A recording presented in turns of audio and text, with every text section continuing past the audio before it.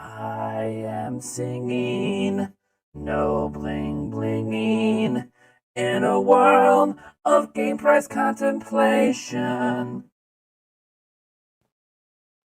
Oh, what's going on, everybody? How are you doing today? It is August 3rd, 2021. It is a Tuesday. We already have a couple pregame shots ready to go. Credit of Loki Ravenstorm, one of our members. Thank you guys so much for that. We have a new member goal up here. So we have 88 total members of the board of directors of Nintendo Prime. If you would like to join, all you got to do is hit that join button or check the link down in the description, or one of our mods can toss it out in the chat. If we get to 100 members, at any point during this month, we will trigger a giveaway live on stream. So right now we're at 88 out of 100. Can we gain a couple more today? Can we gain all of them today? Can we gain none of them this month? Who the hell knows? But we're switching it up from our 5 per stream goal to kind of have an overall monthly goal. Let's hit 100. Once we do that, we'll set a new stretch goal and go from there. All right, folks, we have a lot of stuff to talk about today, including what makes a game worth $60. This was actually a question or like a conversation that was happening towards the end of yesterday's thing. And then we're going to be talking about Switch's bright future, which is interesting considering that obviously we have no upgraded spec-wise hardware. And yeah, a lot of people kind of think by 2023, Switch might be dead.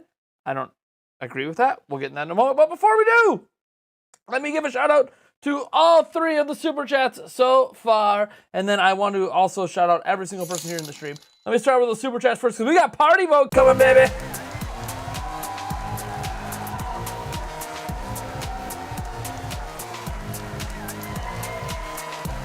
Thank you, Logan LeBlanc, for the $2, and Loki Ravenstorm for the $3 as well. Loki Ravenstorm was just trying to give me some pre-game shots going, and excited about the Zelda music we played.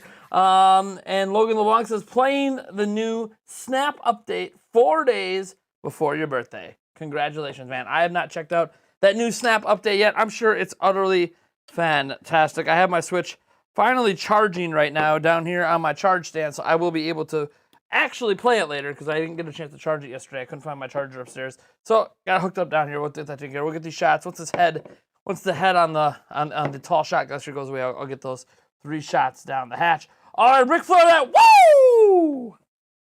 All right, let me say hi to everyone who's here. Starting at the top, we had Sonic Man, the best is here. Segwin, the Pikachu fan, one of our members of the board of directors of Nintendo Prime, Loki Ravenstorm. Another member of the board of directors of Nintendo Prime is here as well, in Natsu. Let's see here. Technically, Seahawks 24 Rule is here as well, and he is a mod and a member of the board of directors of Nintendo Prime. Welcome, man. Alexis Aho is yet another member of the board of directors of Nintendo Prime who's here tonight. We have Timothy Lay here, William Pear, Brian C., who is also a mod, yet a member of the board of directors of Nintendo Prime. Thank you as always for your guys' support up in here. Sideman, the best way I shouted out earlier, is one of our mods. Scrolling down, we got the Foxes here. Birdman, one of our mods, is here as well. Welcome, man. We have Amor12321_, another member of the board of directors of Nintendo Prime. Thank you so much for being here, man. Joke here, 4754 is here. We have another member of the board of directors of Nintendo Prime, Logan LeBlanc, up in here. Welcome, my man. Scrolling on down that list, we end up situated at, who's next? Nightbot. Hey, I always give a shout out because Nightbot's actually working tonight. Yay, Nightbot! Panda Production Studio is here. Welcome. Scrolling on down further. Let's see here. If you want to shout out, just say something in the chat. We got another member of the board of directors of Nintendo Prime here, and Tony0096. Welcome, Tony. We have another member of our board of directors of Nintendo Prime here as well, and Craze is Koth. Welcome, man. Let's see here. Scrolling down. Another member of the board of directors of Nintendo Prime. We got a lot of members here tonight. Venatus712. Thank you so much for being here, man. Let's see, I think I shouted out Crazy's Cough already, didn't I? If I didn't, you're shouted out again. Pre-played 123 is here. Logan LeBlanc, another member of the board of directors of Nintendo Prime, is here. Welcome, Logan.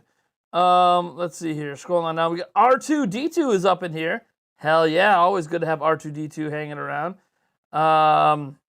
Matthew McDonald is here as well. Welcome.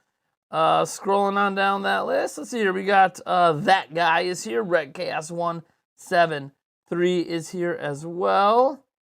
Let's see here. The Skull Kid Pemberton is here. Kenzaki M is here. Welcome, guys. The Elemental Hero, the Shadowlink Dragon Wolf King is here. Ice Sonic is here as well. Yo Brick is here. We got Silver Airwolf Ranger is here. Welcome. Jared Eckelman as well. Tonka Tony. Shalaris Blackheart. Happa Beauty's here. Although that might be just a bot spammer or something. Let's see here. We have, is that it? Did we catch up? Did we do it? Pre-play 1, 2, 3. I think I said hi already. And hey, shout out to Yulia in the chat, one of our mods, and also my lovely fiance. You haven't heard this one in a while, have you, baby?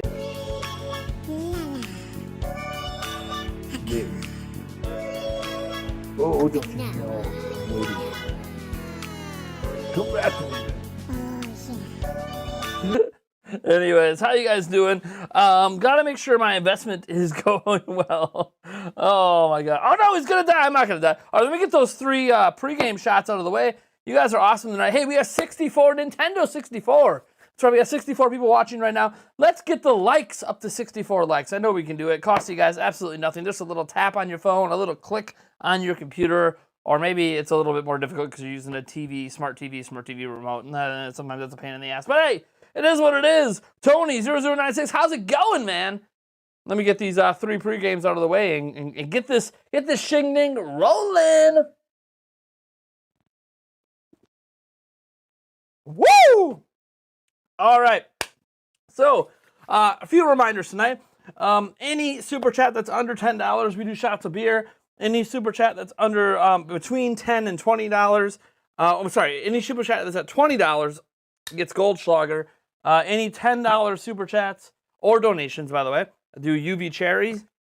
And if for some reason we get $100 total in super chats, or we had a $100 super chat individually, we do a shot of the cock tequila. Yeah, that's what it is. It is what it is. At least it's not 3 penis wine, right? Anyone get that reference? Anyone? Am I just old? All right. Kids must be in bed, huh? The kids are asleep, baby. That is correct. All right.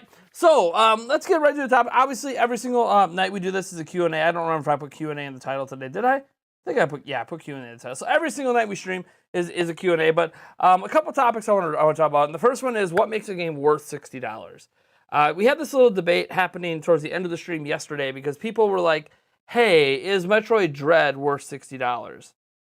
And obviously, I can't tell you if it's worth $60. I can't even tell you if it's worth $60 to me because I haven't played the game, right? Like, a game's value isn't really fully known until you play it because value is going to be up to the individual person, right?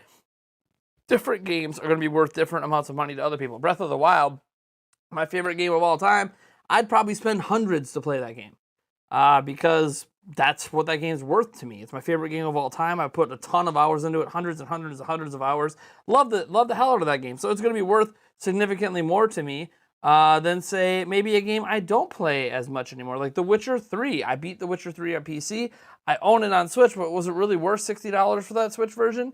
Probably not, because I didn't really find myself wanting to play it that much since I'd already beaten it. So it's one of those situations where the value of a game is very much up to the eye of the beholder. And the question is, what in your minds obviously makes a game worth $60? Some people think it means it's got to be a super high budget. Some think it's got to have hundreds of hours. It's got to be infinitely replayable. And hell, welcome, Toto Dope! You are the latest member of the board of directors of Nintendo Prime, along with Pre-Played 1, 2, 3 as well. You are now the latest member of the board of directors of Nintendo Prime. Thank you so much for that. You guys have both joined at the champion ranks. So thank you so much for joining. Woo! Let's go. Let's get on to a hundo. Let's get this sticker to say 100 and do a giveaway tonight, huh? Let's see what happens. But welcome, guys. So, yeah, obviously the value of a game is in the eye of the beholder. I think Metroid Dread's probably going to end up being worth $60, but obviously I can't tell you. I will tell you this. I don't think a game being a flat 2D side-scrolling game means it can't be $60. But what's happened is obviously the indie scene has really muddled some of this because you can get so many games like that for less than $60 that might be better or might be longer. Obviously, if you're going to charge $60 from Nintendo for something like a Metroid game, it's obviously going to have to be somehow worth it over a comparable indie game that might be, $25 or something. So we'll have to wait and see on that front. To me, all a game has to do to justify that $60 price point to me is provide me enough entertainment that when I'm done playing the game, I don't sit back and wish I spent less money on it. Now, that doesn't mean it has to be 6 hours long. That doesn't mean it has to be 60 hours long or 600 hours long. Doesn't mean it has to be open world or a shooter or an infinitely replayable multiplayer game like Fortnite or Among Us or whatever. It doesn't have to be, Call of Duty Warzone. It doesn't have to be Splatoon 3 coming up here. It doesn't have to be Super Mario Odyssey or anything. There's no specific pattern to me that makes a game worth $60. For me personally, it's just when I am done playing that game, do I think back and go, man, I wish I spent less? Or I regret this purchase? If the answer to both those questions is no and no, it was worth $60. And I've gotten $60 in value out of games that were literally 2 hours long. I've also gotten $60 worth of value out of games I spent thousands of hours on. I don't think there is a right or wrong way for game length or a right or wrong style of game or visual presentation that makes something worth $60. The quality of the experience can only be judged by experience in it, generally. There are obviously some games you can kind of watch in like a trailer and be like, okay, yeah, that one looks a bit rough. That's what some people feel like about Pokemon Legends Arceus right now, which is why I think we haven't seen it yet because they don't want to, or haven't seen it again, because they're waiting to show that again when it's going to look a lot less rough. So it might still be a little bit. It might still be a month or two before we finally see more footage of that game. Let me see. I used to pay $60 for a new game from Amazon, and nowadays I pay $50 at Walmart. And that's another thing too. Obviously, $50, $60. It doesn't really matter. The $60 mark is kind of a almost a standard that's going by the wayside because PlayStation and Xbox are trying to bump the prices up to $70. So, even that $60 price point it is slowly becoming non-standard, if that makes sense. At least they're trying to make it non-standard. So, I'm very curious what you guys think about, $60 games and what makes it worth. Mario Golf and Sonic Racing are two that you regret $50 to $60, says Logan LeBlanc. I definitely regret the Mario Golf purchase. Yeah, I had fun with it. So I'm not going to sit here and say Mario Golf was, on Switch was just this horrendous pile of shit. It's not. It's just not what they build it up to be. And because of that, it didn't feel like it felt like a $30 game to me. So I definitely regretted the $60 on that because, hey, it wasn't worth $60 to me. To me, it was about a $30 game. Like a high quality indie title. That's kind of what it felt like to me. It felt like a high quality indie title. And I spent $60.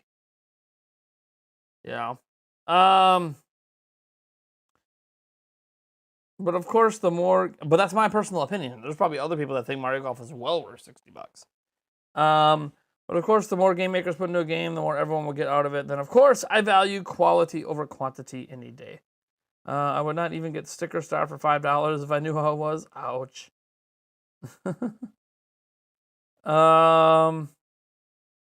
Loki Ravenstor said, honestly, as long as it's a rewarding experience, it's worth it. And that's the thing. You're not going to know how rewarding it is till you're done. And by the way, when I say you're done playing the game, I don't mean that you beat the game. Let's be honest. I want to show of hands in the chat right now.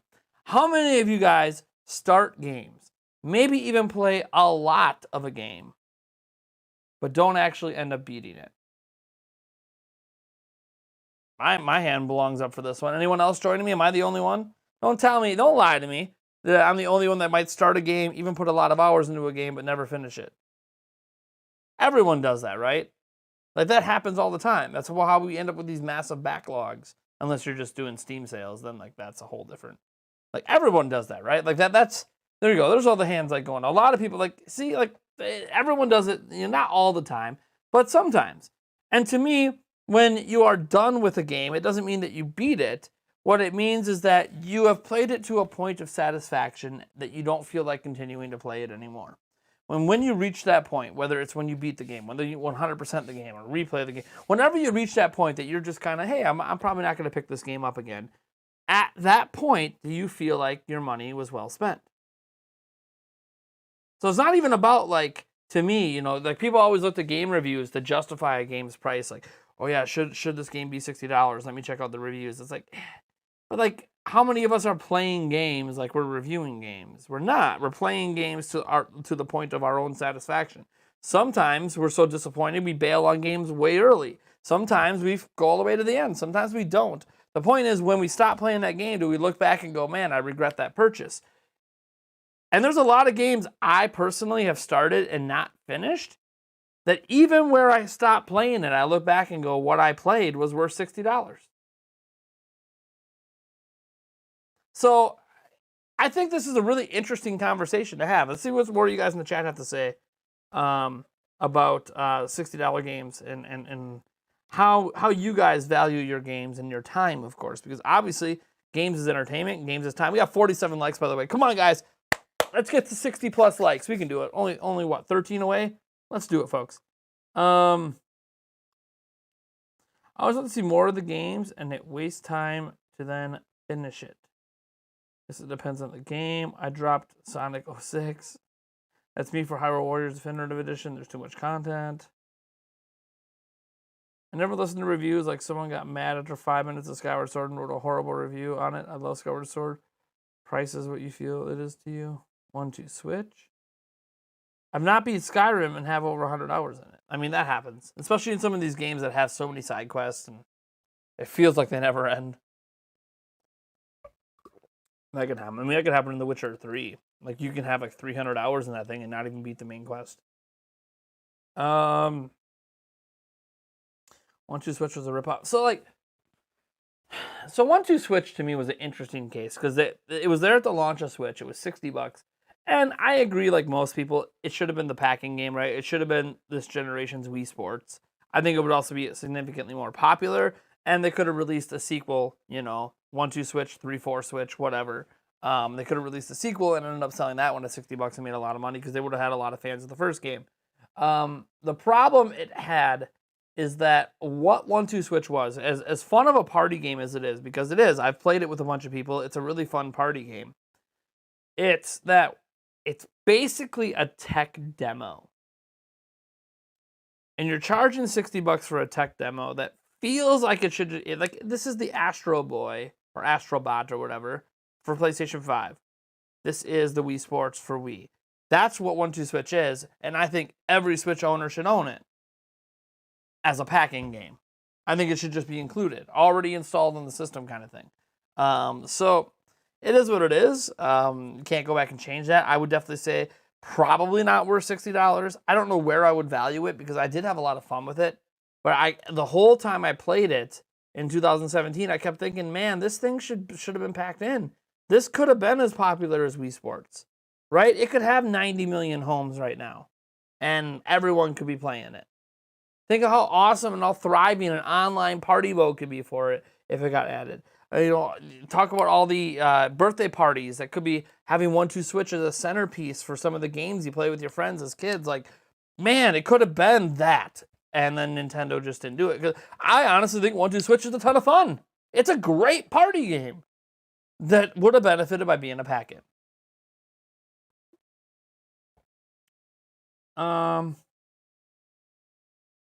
Bernie says, you think 3 years from now they'll announce a Switch successor or just another, it'll be a successor. I regret getting Destroy All Humans on Switch. The dynamic resolution is terrible and handheld and docked. Okay. Fee on a basis, she's always the Master Sword and the Master Sword always, okay, that must be the answer to someone else. I think the only thing that really matters is each person's perception of a game. If you enjoy it and are happy then it's worth the money. Some games are worth 60 to some, but not others. As an example, there's been times I have bought Madden for $60 and absolutely thought it was worth my money. And there's other times I bought it that I didn't think it was worth my money. And that's within the same IP. So like, my opinion fluctuates, and I think everyone's opinion fluctuates on game value and what's worth $60 and what's worth our time. Now, I can agree, Mario Golf Super Rush. Yeah, it felt like a $30 game to me. I mean, if you want to argue $40, fine, but it definitely didn't feel like a $60 product from Nintendo. It's well polished. I'm not doubting the polish on the game. It's an over-promised experience. Oh yeah, we brought RPG mode back. No, you didn't. No, you didn't. You brought a linear line that hypes up tournament mode that you play one time at the beginning and then never play again. It's just not, there's like no point to improving, no point to any of it. None of it matters. It's just, it's frustrating. All of your Switch purchases are worth the money. That's great, Christopher Lockhart. I'm glad you feel that way. Let's talk about Switch's bright future. So there's been a lot of obviously talk about the Switch. Really up to and since Switch OLED was announced. By the way, we're giving away a Switch OLED. All you have to do is be subscribed to enter. That's it. There's no special buttons to click or links or anything. Just be subscribed, and then we'll be announcing the winner during a live stream in early October. But yeah, so there's no special way to look at the future of Switch and not clarify that some people are going to feel like if the future of Switch does not include a Switch Pro, there is no future, right? There's a lot of people that are feeling like they're done with Switch as it is today. A lot of games are still 30 FPS, even from Nintendo. Some games struggle to hit native resolutions. And it's getting to a point that some people are really bothered by that stuff. I personally am not at that point, but there are a lot of people that are, and I do appreciate high frame rates. So I look at this as a situation where if you think the future of Switch is not bright because there likely or probably won't be an upgraded version of Switch until Nintendo's next generation system, which probably won't come out till like 2024 at this point, okay, then nothing I say is going to make you feel any different. But what I will say is that the primary reason we own these platforms is to play great games. And I look at the future of Switch right now, at least through this year and through 2022, even beyond for some games like Metroid Prime 4, which I think won't be a 2022 game. Damn. Have you seen the Switch's lineup? Let's just go to like Nintendo Switch 2021, 2022 lineup. Let me just Google this quick. It's pretty insane the amount of games that are coming up. Nintendo even put a graphic up at one point about it. Well, let me just go down the list here. This is at whattoplay.com for Switch upcoming. So yeah, a bunch of indie games. See, the problem is that lists literally everything, which is fine. Can I do it? By release date? Just sort of by release date. Yeah, let's. I want to find Nintendo's graphic on this because Nintendo put up a graphic that makes this a lot easier to deal with. Well, we can also go with this. Nintendo Life doesn't have all the indie games on. So as I said, we got Metroid Dread in October on October 8th. Obviously, Brilliant Diamond Shining Pearl coming up in November. No More Heroes 3 coming up this month. No More Heroes 3. In case you forgot, August 27th. No More Heroes 3. Come on, baby. Can't forget about WarioWare. Get it together next month. Obviously, we got Sonic Colors Ultimate next month as well. The Binding of Isaac Repentance. I feel like that's a really good. There's no exact release date on that yet, but that's a really nice indie game. Lego Star Wars: The Skywalker Saga. Whenever the hell that game finally comes, God, that game looks so good. Obviously, Metroid Prime 4. That's way off in the distance. Super Monkey Ball Banana Mania. That comes this October. We obviously have Mario Party. Superstars coming up here in October. We got Shin Megami Tensei 5 coming in November. Obviously, Advance Wars 1 and 2 Reboot Camp in December. Can't forget about Pokemon Legends Arceus in January.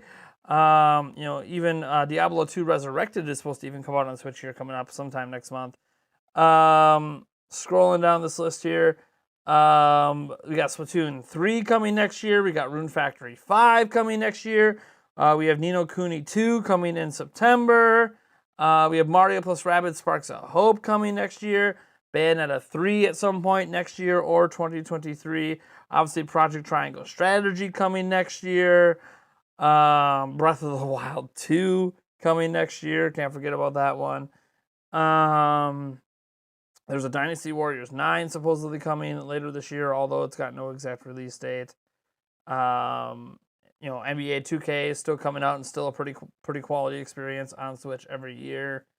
So the Overwatch 2 is supposed to come at some point, etc., etc., etc. You could just keep going on and on and on. Pikmin 4 technically still exists out there somewhere. Whether or not that ever comes out is a whole different thing. Roller Champion as well from Ubisoft supposed to come this year. All this stuff. So we have a killer lineup of games just from what we know already from now all the way through 2022. And I can't help but think that this paints a very bright future for Switch. Because why do we play these game systems? We play them for the games, not the systems themselves. The games are what matter. What's one of the big disappointing things for PlayStation 5 this year?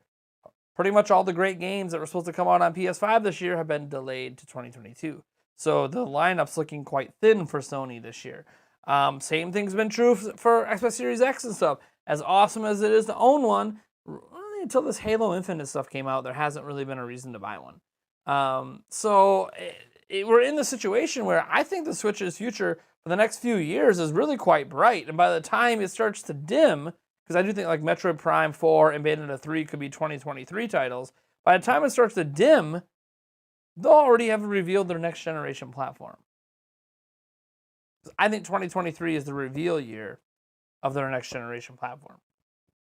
Could be wrong, of course. Nintendo might just do Switch Pro or might do nothing and just keep riding the Switch train for the next 8 years. I have no idea. I'm not them. But I think there's just a really bright future when it comes to games. There's one dislike. Yeah, someone disliked before the stream even began. Isn't that funny how that happens? This holiday is looking pretty packed. Nothing that there's nothing in there that I would say is oh my god, must own. I mean, I can argue Metroid Dread is. But there's just a lot of really good games. Enough really good games that can carry a holiday easily. A lot of variety, too. No More Heroes 3, Metroid Dread, Mario Party, Advance Wars, Pokemon. There's a great variety of games in there. Obviously, NBA 2K for people that buy that every year on Switch. I mean, there's just a lot of variety of games. I'm not even going to mention FIFA because Legacy Edition's a freaking joke. At least they admit it finally. Remember for the first 2 years, they wouldn't even publicly admit that they were using a legacy version of the game. Oh yeah, this is just an optimized version, the best mobile version of FIFA ever. Yeah, you're just porting over an Xbox 360 old version of FIFA. Just admit it already. And they finally did. And I think they still sell it for $60. And EA for you. New Snap update, you're flying. Nice, man. Nice. See where Reggie is releasing a book? Yes, Reggie is releasing a book. Yes, he is. Hey, we got 60 plus likes. Thank you guys. Thank you guys so much for that. I appreciate it. We're going to play No More Heroes 1 and 2 next to get ready for 3. Gotta get ready up in here. Gotta get ready. Hey, anyone got any birthdays this month? Are there any August birthdays in the chat? Any August birthdays? My birthday was last month. But my youngest son's birthday is this month. He turned 6 years old. Man, I'm getting old. He turned 6 years old. Do we have any August birthdays in the chat? It amazes me how they got Doom Eternal on the Switch. Yeah, dude, Doom Eternal actually runs pretty good. Logan LeBlanc in 4 days. Nice, Logan LeBlanc. Well, happy birthday, Logan LeBlanc. Woo!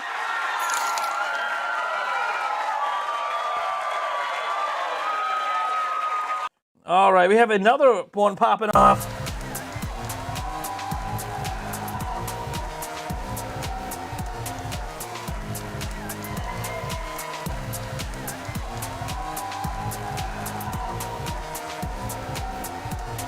Thank you, Logan LeBlanc, for your birthday. And then Loki Ravenstorm. Dude, Loki Ravenstorm hitting me up hard today, baby. Summoning the power of the Lokis. Hold up, wait, drink shots every day. I love that. I love it. It's just beer, but that's okay. You want to get into the harder stuff, that's $10. You really want to mess me up. This Goldschlager, I think if I do enough of these at $20, like 2 or 3 of these, I might be feeling it. It's 43.5% alcohol. It's not some weak stuff. We got another birthday in the chat. Sean Gerard! Hey, buddy! Awesome, man. Oh, Sean, happy birthday to you. Oh, happy birthday, dear Shawnee. Happy birthday to you.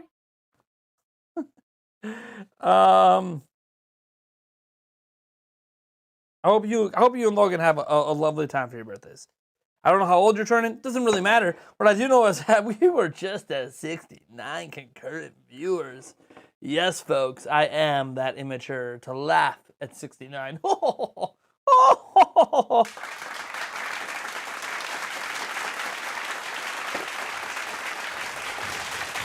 right, let's calm down. All right. 23 on Saturday. God damn. Man, I remember when I was 23. Shit, want to switch ages? I'd love to go back to 23. Gotta put the Barney birthday song. If I want my channel with a strike on it, sure. Strikety strike, strike. Yeah. Oh, baby, I love the way. Games were $40 20 years ago. Now they're $60. It's just like everything else. They just got more expensive with time. Do I need to pull up the old N64 ads? The whole games were $40 20 years ago. Games were $60 a pop on the GameCube, by the way. In case you weren't aware, the GameCube was 20 years ago. But setting aside that that's actually when standardized $60 pricing began, let's jump back 5 years before that, right? When things weren't standard at $60. You know what we got? We got games at $20. We got games at over $100. There was no standard. You talk about, well, games for $40.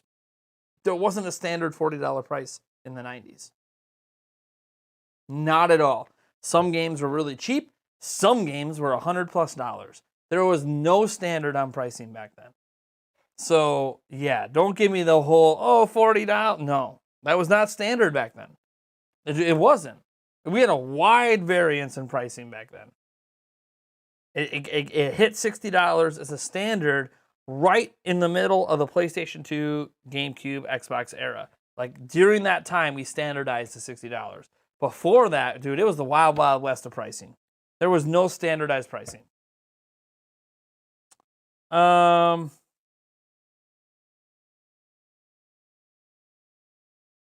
Do it, Nate. Show them. I don't have, okay, because that monitor is out, I'm not actually set up to show people the ads. There's a whole bunch of them. You can Google them. There's a bunch of these old ads for like the N64, PlayStation 1, even SNES. Games are just, prices were all over the damn place.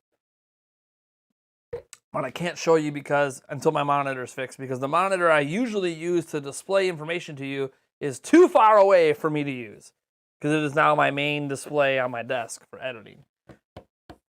Sucks. It sucks. But nothing I can do about it right now. Yeah, dude, SNES era was so expensive. $80 games on the N64. Yep, that was the thing. There were definitely games over 60 on Super Nintendo too, yeah. Game prices were just all over the place. So there was no standardized pricing back in those days. So there wasn't like AAA games are 60, indie games are this, or B games are like, some games were cheap, some games weren't cheap. They were all over the place. And this is why game rental places like Blockbuster, or around me, Blockbuster was an option, so was Celebrity Video. Why those places were so popular, because there'd be games you'd rent. I remember that there was a time Quest 64 cost $95 at my local Walmart. So I'm not buying that for $94. I'm gonna go rent it from Best Buy for like $3. Or Best Buy from Blockbuster for $3. Excited for Saturday, going to see Suicide Squad, then playing some Switch with friends for your birthday. Hell yeah. Dude, I love going to the movies, man. Like, I know with HBO Max and stuff, we end up watch a lot at home, but I there's something about the movie theater. One, I really love movie theater popcorn. But there's just something about movie theaters I really enjoy. Now, my local theaters are also really, really nice. They've been completely remodeled. You have lounge chairs in them that fully recline, and you can basically nap if the movie's bad. But yeah, man, I want to see Suicide Squad. I've heard Jungle Cruise is actually really, really good. So that's one that I want to see as well. Let me see what else is playing at my local theater. Oh, Old. I wanted to see that movie Old. That's the one where like you age a year, like every half hour or something. I think that's the one that one is. Or maybe it's a different one. That was one I wanted to see. Have yet to see Black Widow. Probably will, even though I know it almost seems like irrelevant to the Marvel Cinematic Universe. Because it's just an origin story, but of a character that's now dead. But still, something I do want to see. Already seen Space Jam. I already saw Boss Baby. I've heard The Green Knight isn't half bad. I don't know anything about that movie. Someone today texted me and said, "Dude, you should see Green Knight. It's actually pretty good." I have no clue if it actually is pretty good, but Callum McCauley says, "Sorry, I only just joined, so I apologize if I'm missing any context. I think the issue with pricing in Metroid Dread, for example, is that games such as Hollow Knight are available for much less." Yes and no. I talked about this earlier. Obviously, side-scrolling Metroid-style games have existed, like Hollow Knight. I think all that happens here is that we need to wait and see what this game does. This should be the gold standard of the genre, and if it's not, we'll see. I mean, I might get to a certain point in the game where I'm done with Metroid Dread, and I don't think it's worth $60. Or it ends up being completely worth $60. I don't think we can really have a valuation of any game until we actually play it, unless it's very obvious in the trailers that it's not very good. There are some games you could just tell in the trailers that ain't a good game. And Metroid Dread is not one of those games. Metroid Dread and all the footage we've seen looks amazing. Now we just have to see if it holds up when we play it. How am I liking the NBA draft? Literally haven't paid attention. I did check who the Bucks grabbed. I don't really care about anybody else, so I haven't paid any attention. I probably should. I am in a fantasy basketball league, so I probably should have paid a bit more attention to where like some of the top picks went, since they're potential draft targets in my fantasy league. But I really didn't pay much attention. I've only been paying attention to what the Bucks have done, which they've made some good moves. And credit to Bobby Portis, baby. God, he took a massive discount to stay with us. Like, holy shit. Now the Bucks are busy freeing up, making solid moves for their bench. So, Free Guy looks really good. I do want to see the new Ghostbusters too, since this is going to feel like this Ghostbusters movie is going to feel like an actual transition into a new generation, because it's not forgetting the old I had no problem with the all female Ghostbusters film or whatever. Like, I know some people didn't like that. My only issue with that film is it almost felt like a reboot, right? Like they were pretending the original Ghostbusters didn't exist.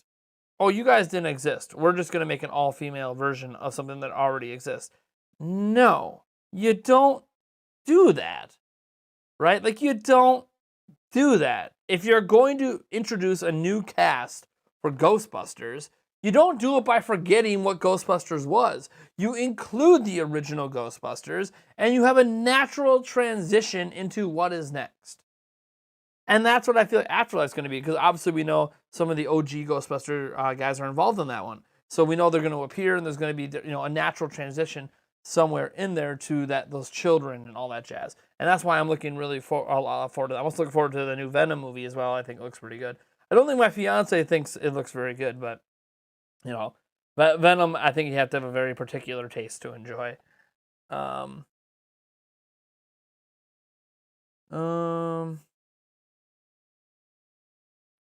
Free Guy, dude. I really want to see Free Guy.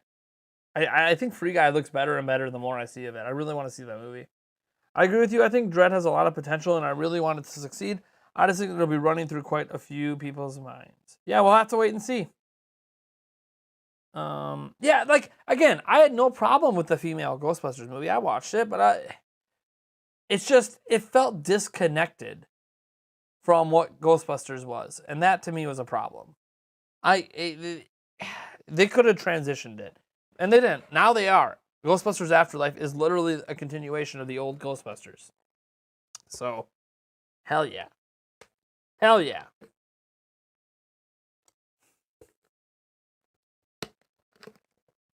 We're seeing the new Spider-Man in the shoot. Yeah, supposedly. We're supposed to get it. We'll see. Potential delays and all that. What even is on HBO Max right now? I wonder if there's anything I can watch at home tonight after the stream. I mean, there is, but anything I haven't seen. Because I have HBO as part of my cable subscription, so I get HBO Max for free. There might be some new shows too on HBO I haven't watched. Let's see here. Just glancing.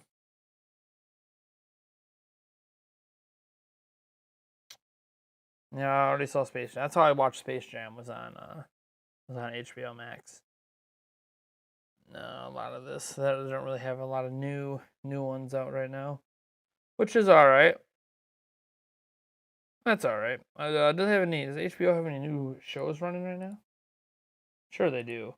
I'm curious how HBO is doing these days.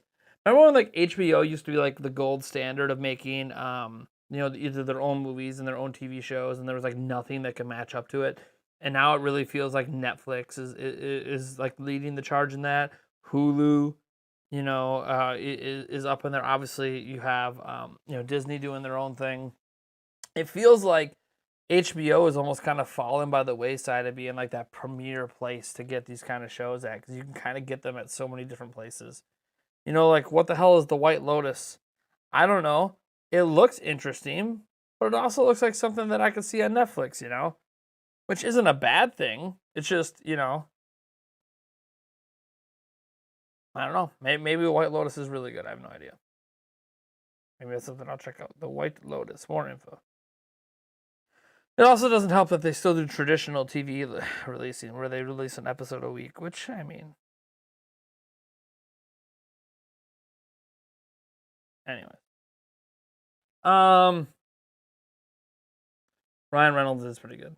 We're seeing the new Dune looks good, but it got delayed. Yeah, and Jason Momoa wants them to release like the totally uncut version that's like 6 hours long on Dune.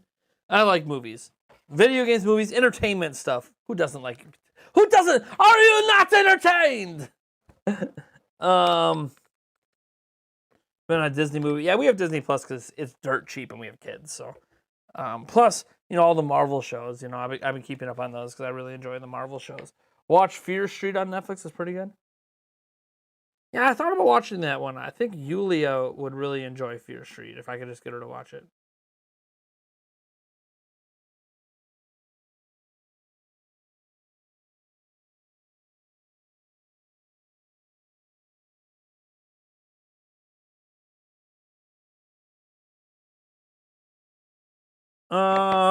HBO rolls out the super premium it used to be. It's still decent, but it's not as good as it could be. Like, there were shows back on HBO I used to really enjoy. God, what was that? Rome, right? It was just called Rome. God, that show was great. And I still haven't seen anything like that show since. That show was amazing. Trying to think of some other, obviously Game of Thrones. And they do have a Game of Thrones like prequel coming out that might end up being pretty good. We'll see. We'll have to wait and see. I know some people are kind of, will it be? Look at how they rushed that last season. So, like, we'll see. But I have some hopes that one's going to be pretty good. I'm not saying. I mean, The White Lotus is probably pretty good too. It looks like it's a drama or something. Probably. From just the brief I can see, it's some sort of family drama thing, and that's fine. It's got some actors and actresses in it I recognize. I'm sure it's decent. But like I look at other HBO, like if I go to HBO series here, like what are their popular ones? Let's see here. Oh yeah, I do like the John Oliver show. I don't watch it all the time, but I do like John Oliver. I haven't watched any of the Batwoman episodes, so I'm not sure on that one.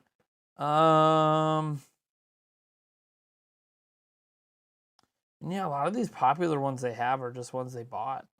It's funny. And then it wasn't just HBO. Like Stars used to have a lot of really good shows too. God, I haven't checked out Stars in forever. I don't even think I have Stars anymore. And I think the other reason I kept HBO was because of HBO Max getting a lot of the movies the last year. Like Power, I do like Power though. Is there no new episodes for this one though? No, I think I saw all those episodes. Yeah. So I don't know. There's been a lot of. I'm interested in a lot of different shows. See what some of you guys are saying. It's Q&A time, by the way, guys. Hey, we hit 70 likes. Nice. Yes, Suicide Squad's this Friday. Did you hear the Blizzard president is stepping down? Yeah. So 2 things. The president of Blizzard isn't stepping down. He has officially stepped down. He's no longer part of the company. Now, it looks like he stepped down. He was probably told to kick rocks. And it's never as like all of us want to hear that these people, just got shit canned and fired. It's more complicated than that because of the language that are in the contracts. So it's much easier to ask them to voluntarily leave the company. And if you don't, then we will forcibly remove you. And then that just gets really yucky for all involved. So I know it's never the move we want to see, but it's the obvious move. Obviously, the leader of Blizzard needed to go. And so they did. And the 2 people who are now co-leading Blizzard, at least from what I can tell on the surface, just from an outside perspective looking in, look like the right people for the job. What I think is the bigger news, besides the obviously, the bottom line is Bobby Kotick's not going to fire himself. And Bobby Kotick, well, he's the CEO of everything, I think hasn't really been that hands-on with Blizzard anyways, because Blizzard and Activision kind of act like 2 separate companies under the same umbrella. It's kind of like, you have Take-Two that owns like 2K and obviously Rockstar, and 2K and Rockstar do not. They act independently of each other. Same thing with Blizzard and Activision. So obviously the president of Blizzard needs to go. What's interesting as well, and this was something that happened a bit later today, not too long ago actually, the HR director has left the company. And they're not saying that the HR director left the company, stepped down from the company, like a whole, the HR director, voluntarily has quit the company. That's not what Blizzard's saying. Blizzard's just saying the HR director is no longer part of the company. I think the HR director got fired. I think that's they're not going to come out and say that, but I'm pretty sure the HR director for Blizzard got fired. But the thing is, there's so many more dominoes that need to fall, right? Because if you look at what Activision's doing and what Bobby Kotick's doing, Bobby Kotick's just trying to save face, which, that's what he does. He doesn't want to lose his job. He wants to do the right thing, but he also wants to make sure the prospects of being massively profitable aren't affected. How do we turn around opinions? Obviously, his initial reaction to the lawsuit was really, really bad. The law firm that he hired to do his internal investigation is one that the employees are very much against because it's an anti-union law firm, which means obviously they're going to try to find every legal loophole possible to not meet demands. It's a very sticky situation right now at Activision Blizzard, and I'm actually really surprised, obviously, that it's the Blizzard side of things that has all these problems. You always figured the dude bro culture of Call of Duty and all that would be the place with all the issues, but that's not actually. Activision itself, the Activision side of the company seems to actually be fine and not have any problems. It's Blizzard And what's weird, and this is the crazy thing that we're finding out as the days go on and more information comes out, is all these employees are boycotting and just giving, free reign to the media, all this information. This stuff's been going on at Blizzard since before Activision bought them. So Activision bought Blizzard. Blizzard used to be independent. Activision bought them and just allowed them to run on their own because they didn't want to, negatively impact what was happening there.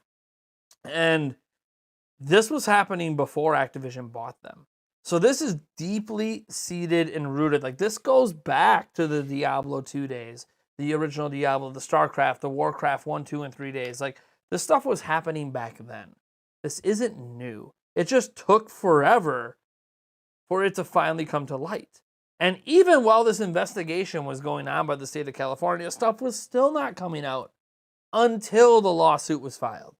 And then stuff finally came out about just how bad things have been at Blizzard and how bad it's been for a very long time for how they treat female employees. And a lot needs to happen. The whole side of Activision Blizzard, that's the Blizzard side, needs to be completely redone. Just getting rid of the HR director who didn't do anything about it, but knew about it, just getting rid of the president isn't going to be enough.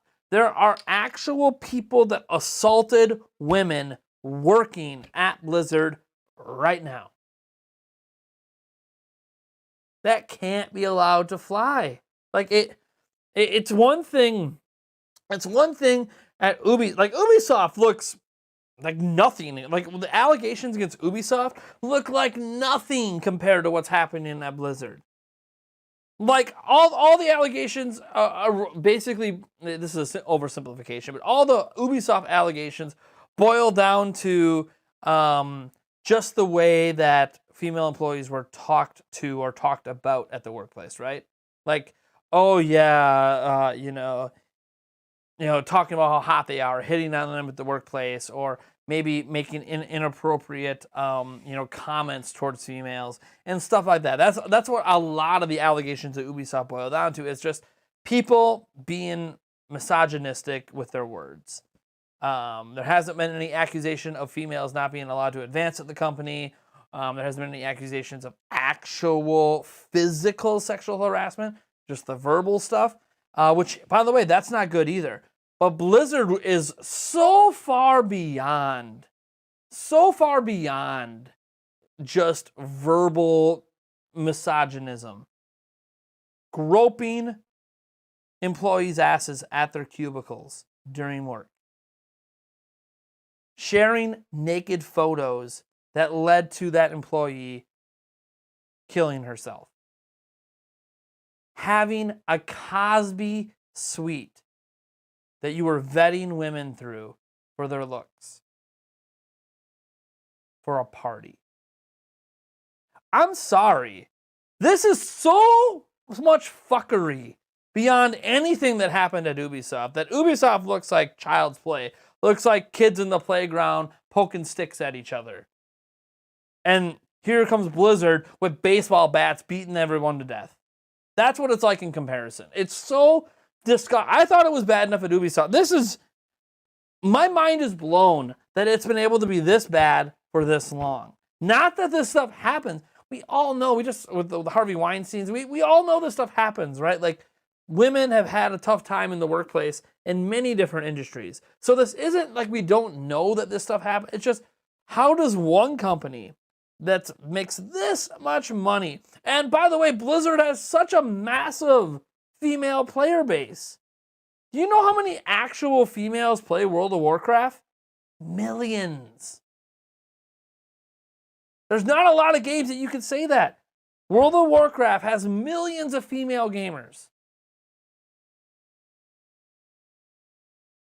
It's baffling to me that this company got away with this for so damn long. And then even some of the change, like they got rid of the spit emote, or they're like, oh, you can't spit on others. And nobody was bitching about the fucking spit emote that's been in World of Warcraft since 2004. Nobody gave a shit about the spit emote. That's not the problem. It's just, I'm so frustrated with it because I've enjoyed Blizzard games for like a majority of my life. I don't think there's a single Blizzard game I haven't at least tried. It's so disgusting. And I get at this point, it's just all allegations. Obviously, by the fact that there's been action, there's some truth to the allegations. If they were just allegations that weren't true, you don't fire the president or ask him to step down. You don't fire the HR director. Clearly, there's some truth, and this isn't just like a class action lawsuit by some employees. This is the government. The state of California is coming after you because of what they discovered. That's bad. You don't get the actual government coming after you very often. Unless it's like tax evasion. That's bad. That's bad. So, it's not looking good to me. And maybe that's just, I don't know. But that's just my opinion on it. It's just gross. It's just gross.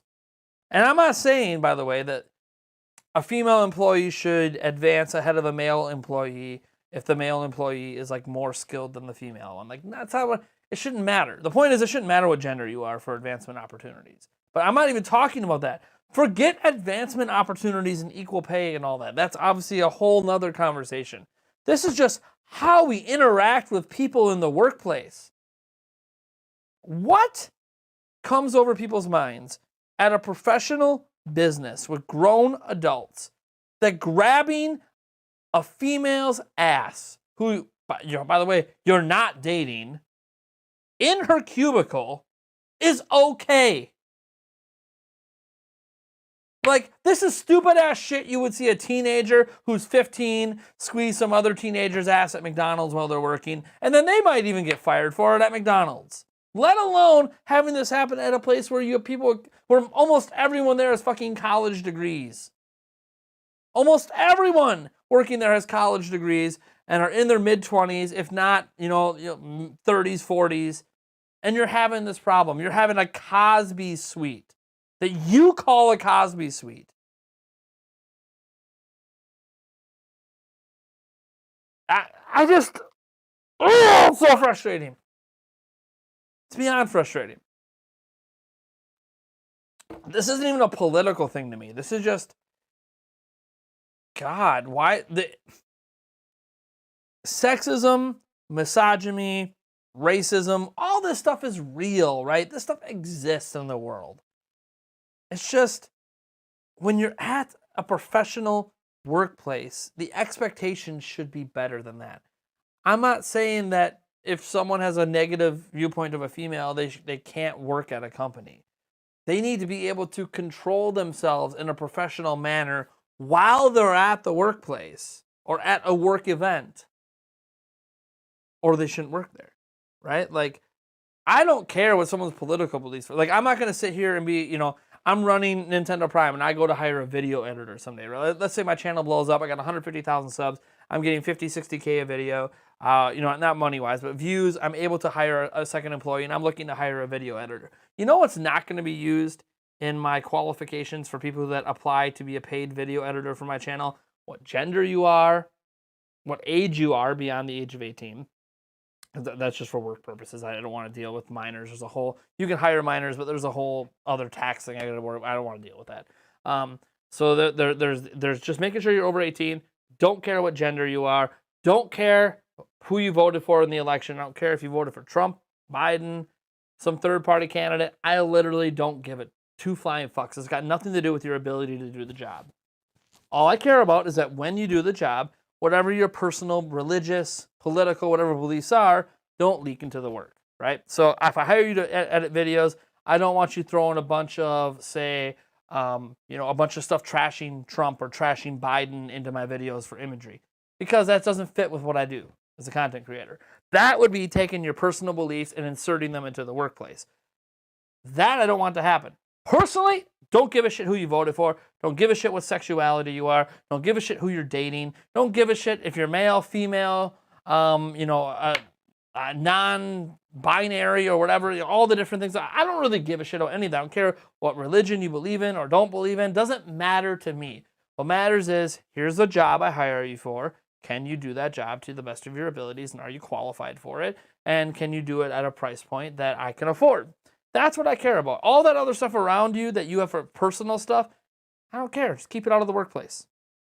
So if this person ends up, if I hire someone who is, say, sexist, as long as they're not doing that while they work for me, I'm probably not going to care unless what they're doing happens at a work event. Like if I'm at E3 and I have my video editor come with me to E3 and they start, while representing my company, acting sexist towards females at E3, yeah, that's a problem. That's a work event. I'm sorry. You want to be an asshat and go to your local pub and be a misogynistic prick? I mean, that's your prerogative. But you come and you represent my company and you do that? No, then you'd be let go. So it's one of those, I don't really care. Be a racist. I fucking hate racism.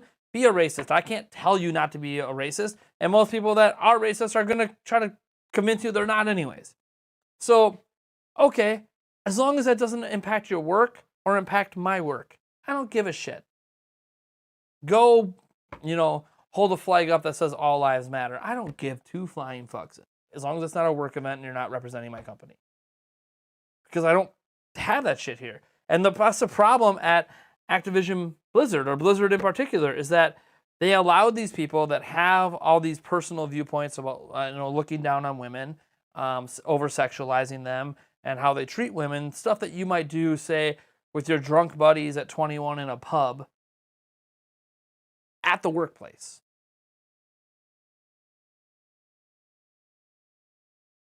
That's what I don't understand. Like, some of this behavior, I'm not going to say I've never seen this behavior in real life. I've seen it, but never at a workplace. Not even when I worked at McDonald's did I see teenagers acting this way. If teenagers aren't even doing this, then what the fuck? How do teenagers at a McDonald's know how to behave better around women than people in a professional work environment with college degrees? How the fuck are teenagers better equipped for how they treat others? Setting aside relationship drama, obviously, that's always like a huge thing when you're a teenager. Let me read the chat over here. Exactly. Another thing I hate is it took me 5 years to find my first job because companies expect you to. Oh, dude, it's bad when you get out of college. Like, oh yeah, entry level position requires 5 years experience. Well, hold up. I'm sorry. I just got my degree. You call this an entry level position, a junior programmer at so and so company. Oh, but you need 5 years experience. Once you have 5 years of actual experience in the programming world, you're no longer applying for entry-level gigs. I want to be clear. When you're at 5 years experience in any profession, you shouldn't be applying for entry-level gigs. You get 5 years of real experience in a profession, yeah, you're not going to be taking the bottom dollar anymore. You shouldn't. Don't settle for entry-level. Oh, but, it's entry-level. You can't get to the senior position until you have 15 years. Fuck that. Find a company that values their employees, doesn't treat them like they're dispensable. And companies that want employees that are dispensable, maybe hire the college graduates, dumbasses. Then, if they don't work out, you can just get rid of them because there's more college graduates to come. The problem is that this was common in the 80s and 90s all over the place. Oh, yeah. That treatment of women was common going back, like 100 years in this country. And almost every country, to be honest. Some people don't care about this, and none of this and still support this behavior. Really disappointed. Language? What? I can swear. This is not, my channel is not meant for children. So I have a lot of weird old men act weird around me before at retail. Are you a girl? Yeah, I mean, when you're an attractive female, and I don't know if you even are female, but when you're an attractive female, I have noticed that people tend to act really strange around them sometimes.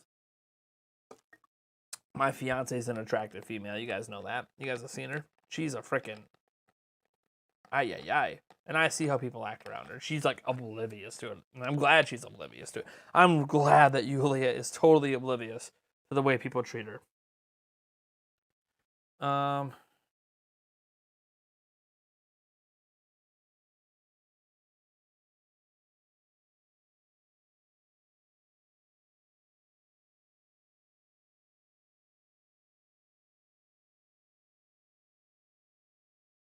Sorry, my fiance texted me. I was just texting her back.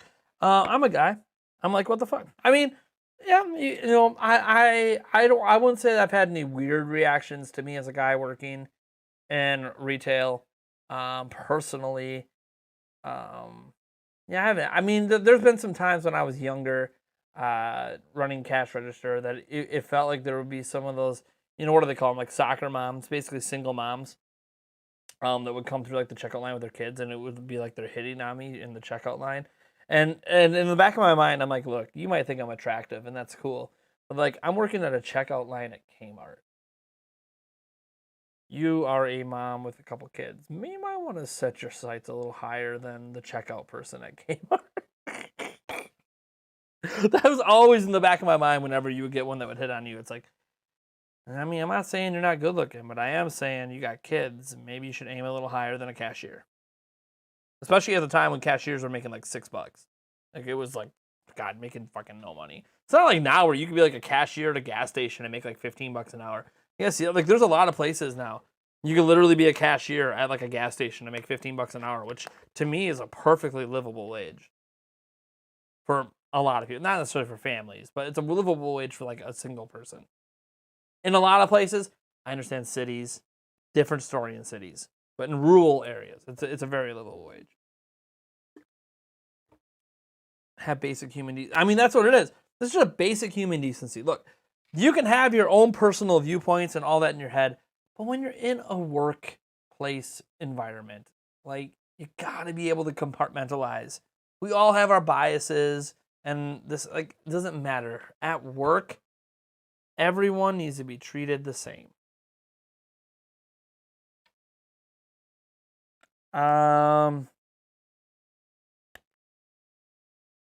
You miss Kmart? I don't miss Kmart that much. It was always like a poor man's Shopko. Blue light special, aisle 5. I think I don't live in the city.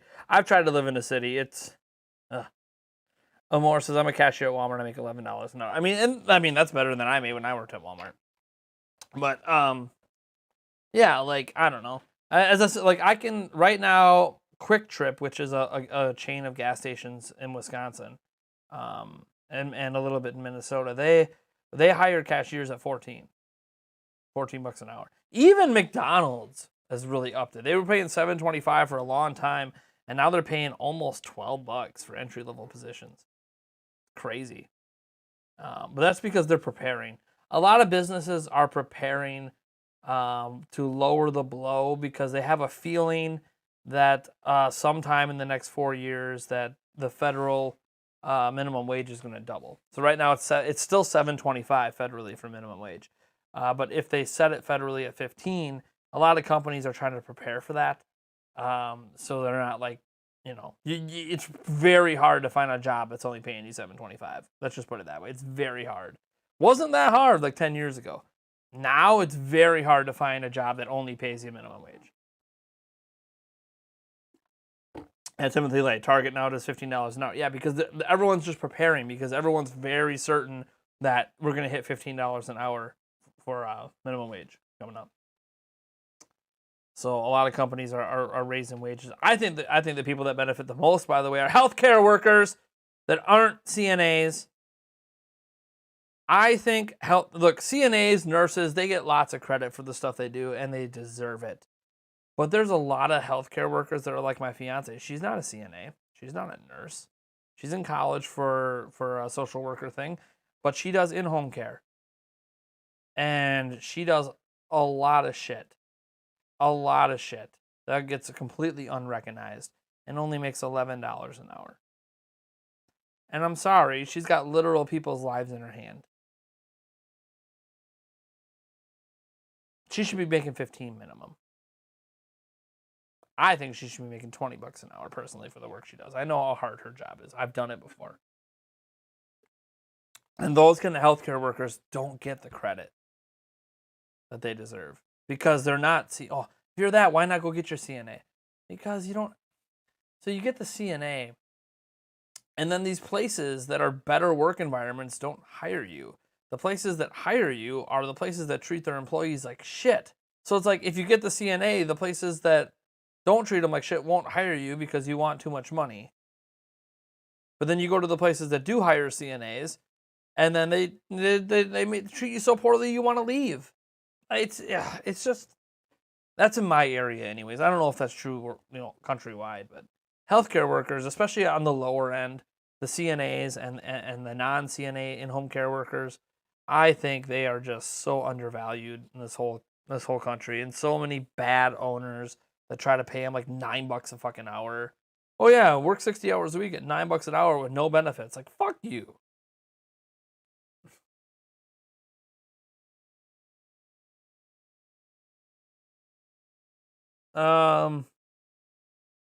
Just playing my favorite Mario game, Galaxy, on Switch, and then close to a year. Still amazes me how good the game looks. Makes me hyped for colors. We literally are so low on workers, but corporate is saying we got enough. Love Nintendo Prime Live, thanks. I'm sure I'm gonna lose subscribers from the stream. Whenever you talk about controversial things, people are like, "That's not what I'm here for." I'm like, dude, it's a live stream. As topics come up, Q&As and all that, we talk about things if it's something I'm willing to talk about. Don't really dive into politics and religion. But I mean, this Activision Blizzard thing is very much a gaming story. Yeah, we lost 5 subscribers while this stream's been going on. Whoop-de-doo. I love, was that Black Ops 2? That's what BO2 is. What do you think of the game Baldo coming to Switch this month? Baldo looks great. The few times I've seen it, Baldo looks really, really good. So it's like Zelda. You unboxing the OLED Switch for a vid? Probably, or I might do it live. I have no idea. I'll either do it for a video or I'll do it live. I'm not sure. I think I might do a video. I'll have a live stream, I think, of me picking up the Switch OLED and waiting outside GameStop to pick it up. And then what I'll probably do is I'll get home and I'll film me unboxing it, and then I'm going to film taking it apart. I'm gonna film taking it apart. I'm gonna take apart the Joy-Con of my old Switch and the current Switch to compare. Just one of them. I'm not gonna do both. And then I will open up the Switch. And I have an OG Switch around here already taken apart that I can use to compare if there's any changes on the inside to how they design the inside. I don't think there'll be any changes, but you never know. So it'll be like an unboxing / teardown. Sort of tear down. I'm not tearing it all the way down. I'll tear it down enough. Breathe! I am breathing. Quick question. What is the best game for Nintendo Switch so far? I had to get one game and only one game. I mean, I'm going to always lean towards Breath of the Wild. That game's like infinitely playable. But if you already own that on Wii U, then things get interesting. Then there's a whole world of games that can open up to you. And it depends a lot on what you're into, by the way. Do you like platformers, like puzzle games? Do you like strategy, RPGs, action, shooters? You know, what are you into? Yeah, Spawn Wave will tear it down for sure, yeah. I'm thinking of doing it, though, day one, tearing it down. I'm not going to go all the way down to, I'm not going to take every component out, but we can at least do some comparisons. And I thought about liquid metal cooling it, but if I remember right, the heat pipes on it are not the right metal for liquid metal, so I don't want to ruin it. Day one. Birdman, honestly, Blizzard Activision would worry more about the shareholders and the game sales.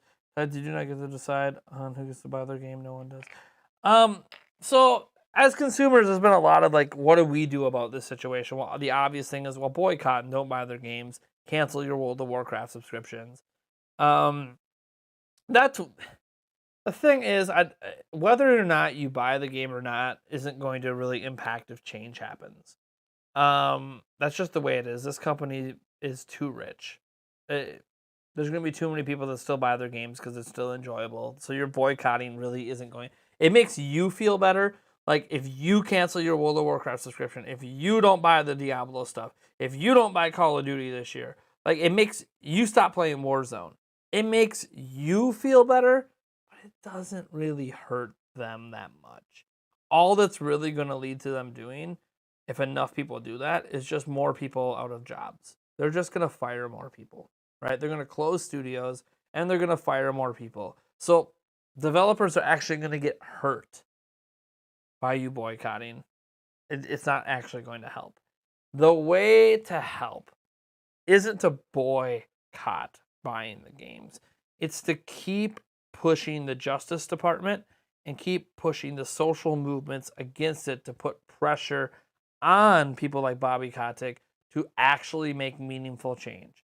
I know some people think meaningful change isn't going to happen until he gets fired. I don't think meaningful change happens even if he does get fired. But I think we need to see a mass exodus of employees being canned or forced to leave the company over the next few weeks. And we obviously need to see the California government not go easy on them. We need the California government to come at them and come at them hard and issue real sanctions that force them to change. So I think there's a lot of stuff at play here. I just don't think boycotting the games is going to have the effect other than making you feel good about yourself. And if that's all you care about is feeling good about yourself, that's cool. It's just not going to make the changes. It's not going to make things change the way that you hope it does. So I don't judge anybody who's going to still buy Activision Blizzard games. Go ahead, buy them. You live once, enjoy the games you enjoy. A lot of developers, including the ones that were harassed, worked on those games, and they're going to want you to play them too. You'll never see the Blizzard employees that are sitting outside and like making a demonstration. None of them are going to tell you to not play their games because they want you to play the games they worked on. So it hurts the developers when you just cut off revenue because it's just going to lead them getting fired. So I'm not going to judge anyone who's still going to buy games from them. It's like, hey, you live once. Enjoy the games you're going to enjoy. Just make sure that if this bothers you, that you don't let the story die. Don't let the story die. The worst thing that can happen is the news cycle moves on and people forget about this. Forgetting about it is exactly what they hope happens. Bobby Kotick hopes the government drops its lawsuit and the public forgets about it and then go right back to what they were doing. That's what Activision Blizzard hopes.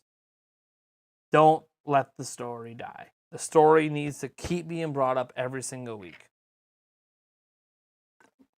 That's how meaningful change will happen. 81 likes, that's sweet. Can we get to 100? Let's go! 100 likes, baby!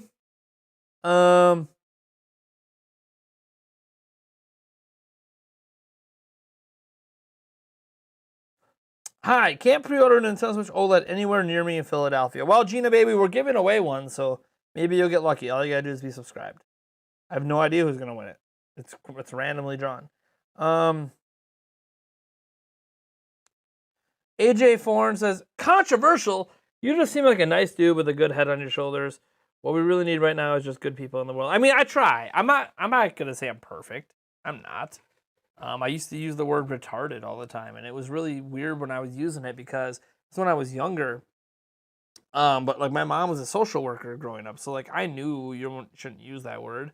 But I also kind of viewed it as, yeah, well, when I say it, I'm not really referencing the actual mental handicap. I'm making fun of people I know are not mentally handicapped, right?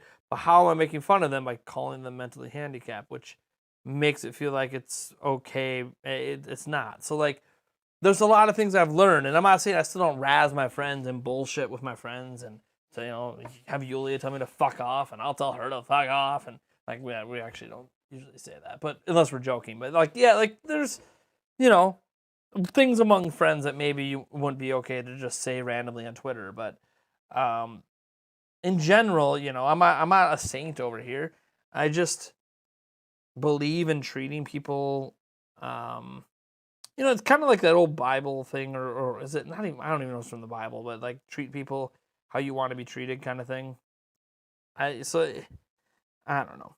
I think especially like let's say there's someone who likes to dress and drag, and keeps hitting on me, and I'm just not into it, and it really pisses me off.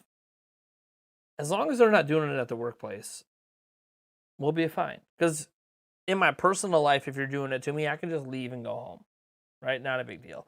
But if you're coming on to me at the workplace and you keep doing it, and that's where it starts to get a little inappropriate, right? So like, it doesn't really matter what your personal beliefs and stances are on things. What matters is when you're in the workplace, treat everyone as a professional because that's what you guys are. And if you can't treat people with respect and as a professional at their profession, then you shouldn't work there. Probably shouldn't work anywhere because that's probably how you treat people no matter where you work.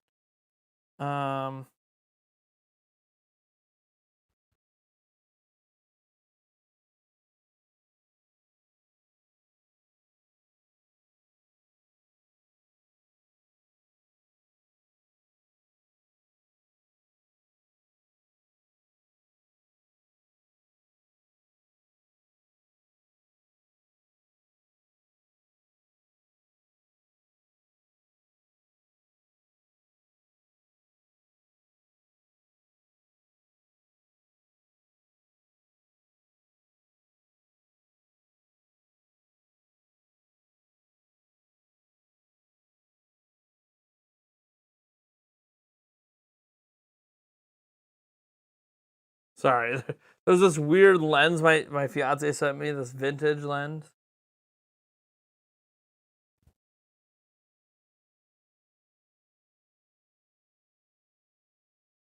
Oh my god.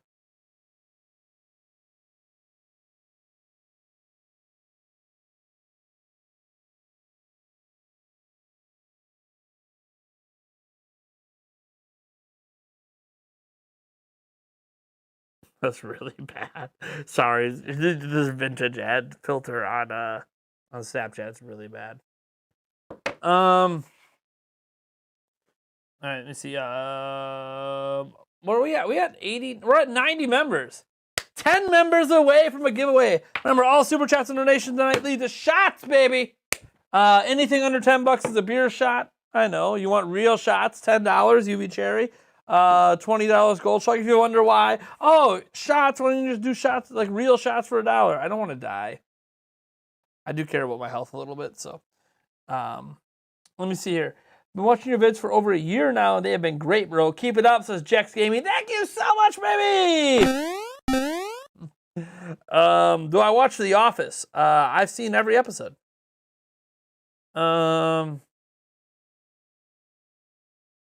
People date at workplaces, though. Look, some companies have policies against dating at workplaces. I personally don't care if people date at workplaces, but like keep the relationship outside the workplace. Or if you're going to have it inside the workplace where you flirt a little bit with each other, keep it between each other, right?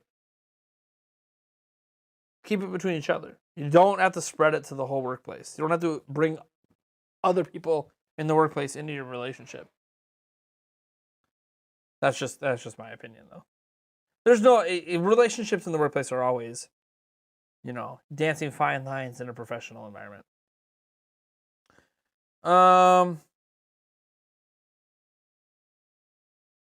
Which I'm hoping to become one since I start making money. Nice, Christopher Lockhart.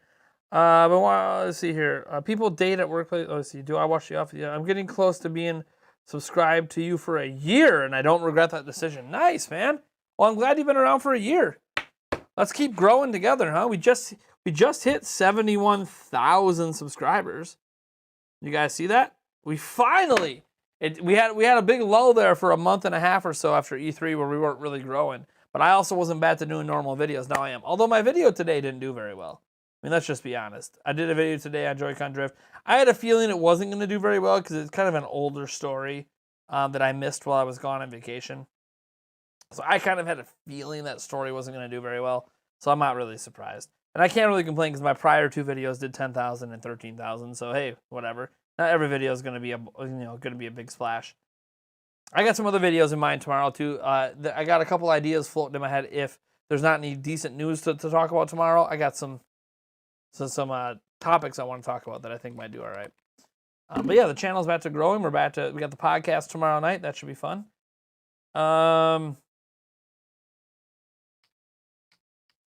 I remember becoming subscribed after you brought light on that whole Game Explain story. You got subscribed off the Game Explain stuff. Nice. Yeah, but like you said, how do you get asked if there's rules? Yeah, but then, like you said, how do you get asked out if there's rules that you can't ask people out? So, so there's a lot of rules at a lot of these companies. about not dating each other.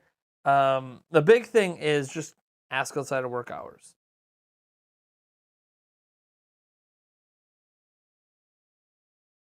The problem, so work relationships are always complicated, but obviously when you're an adult, that's where you see other adults a lot, is at work. Workplace relationships happen all the time, but they don't have to be inappropriate. Like, what was happening at Blizzard wasn't like guy likes girl, guy hits on girl, guy asks girl out. It's guy thinks girl is sexy, guy talks down to girl only based on her body, guy grabs girl's ass in her cubicle and then gets pissed when said girl won't come home with him.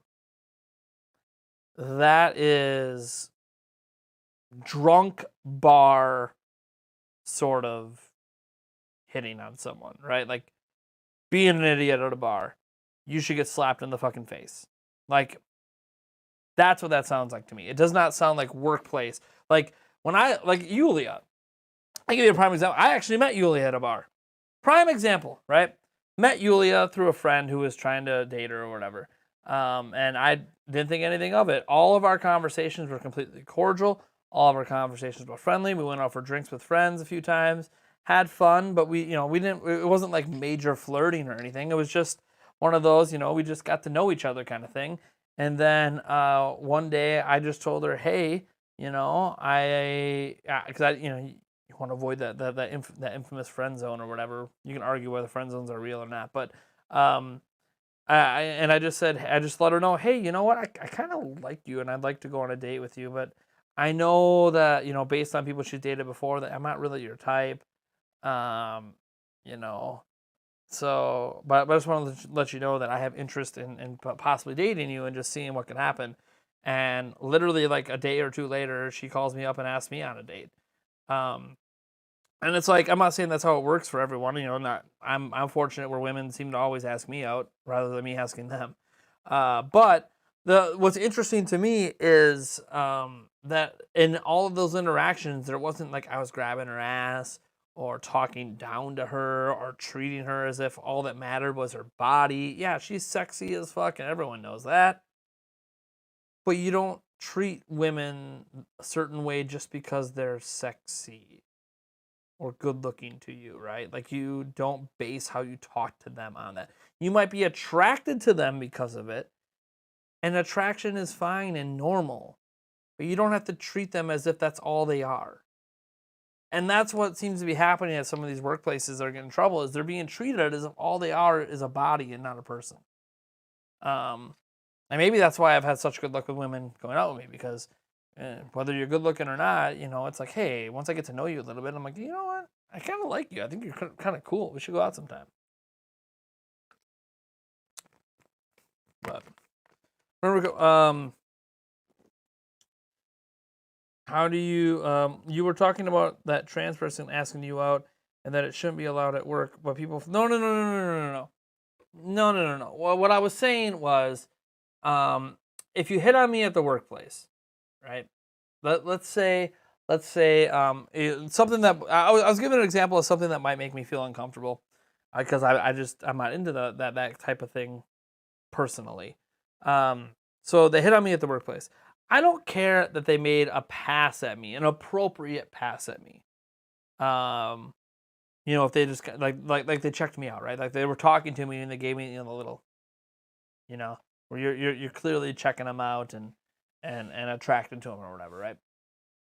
That to me doesn't bother me.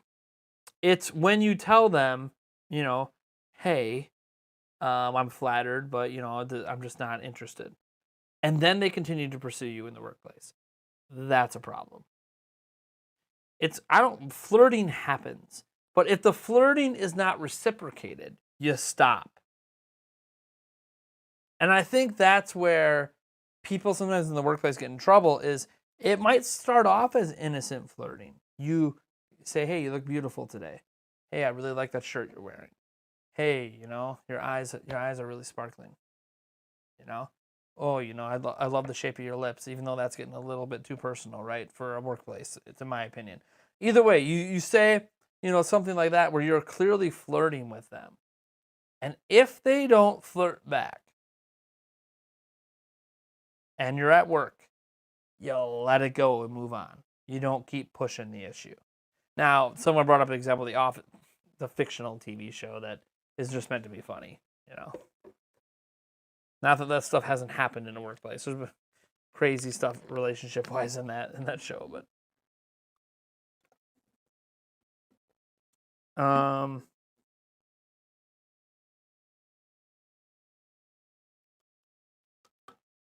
have a great night. You're gonna hit the hay later, Loki. Later, Loki. Loki Ravenstorm. Thank you so much for all your super chats earlier. I appreciate it. You're the only one trying to get the party going for me today. God dang it. I was hoping to feel tipsy today. Legitimately was hoping for like a few $20 super chats to come in just to take some Goldschlager because it's been a bit of an interesting day. A bit of an interesting day. But that's all right. Things happen. Haven't had a really big super chat night in a while. Well, since my birthday, maybe. People are broke, dude. I know. I know that feeling all too well. Discovered you from the Game Explain drama, but that introduced me to your discussion type videos. To the channel, some of the workers were moved. Amazing passion they have after all. Yeah, I mean, you know, the Game Explain thing to me was always a bit of a polarizing topic because you're working with just one side of the story, multiple accusations on one side of the story, not much of a response from Andre, and then his first response didn't look very good. His second one was much better. And then there's the fact that clearly there's some animosity between Andre and some of the ex-employees where they have each other blocked and don't talk to each other, and it just. I even mentioned, you know, I tried, and I'm sure you remember in those videos, I tried to be pretty fair about it. I said, yeah, you know, Andre doesn't look good, but as someone who runs my own company right now, and when I get to the point of hiring employees, I can sort of see what happens along the way when you have unexpected success. And a certain way you did things at the beginning might not work once you have a handful of employees. So it's one of those, I sort of understood how things got to that point. Or how it could get to that point. I'd have never had the success of Game Explain. I don't have a 1 million subscriber channel with multiple employees and editors and hosts and all that. Like, I don't. But I can understand, like, when you're someone who's never had that and all of a sudden you do, you know, how things can go astray when you're running the business. So I tried to be fair. I feel like I tried to be fair. There's a lot of Game Explain fans that got pretty pissed at me about it, but what are you going to do? Game Explain's not my crowd, so.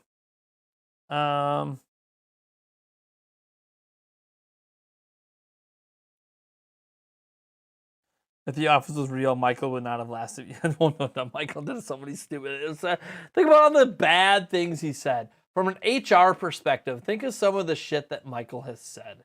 He would have been canned. I mean, maybe he wouldn't have been. As we see with Activision Blizzard, maybe he wouldn't have been canned. Maybe he would have got away with it.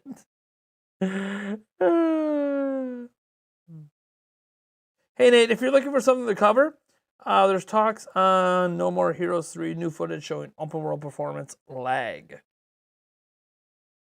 I'll have to look at that. I haven't seen the footage for No More Heroes 3. Maybe we'll look at that tomorrow.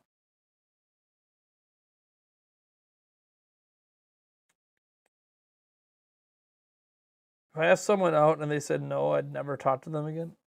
See, that's the key thing. My little pro dating tip. And this works even at my weight and all this. Obviously, I have confidence in myself, so that helps. I can't teach you to be confident in yourself. That's just something you either are or you're not. But, I haven't asked a girl out.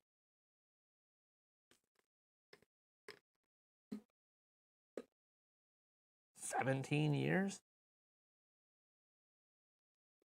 In that time span, I've had the same girlfriend for the last 10, but the 7 prior years, I must have had 15 girlfriends. So I don't know.